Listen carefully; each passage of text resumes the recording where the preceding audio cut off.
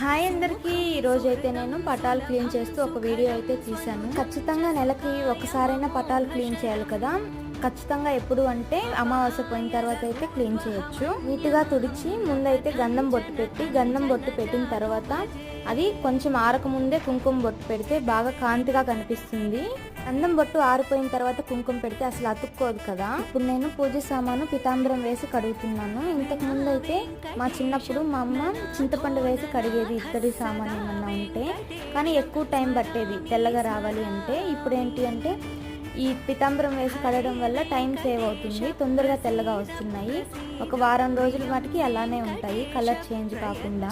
వాళ్ళు తగులుతూ ఉంటే ఎన్నిసార్లు తోమినా కూడా కలర్ చేంజ్ అయిపోతూ ఉంటుంది. ఇప్పుడు నీట్గా బొట్లు పెట్టేసి దేవుడి దగ్గర పెట్టేశాను. మా హస్బెండ్ వచ్చి పూజ చేస్తున్నాడు.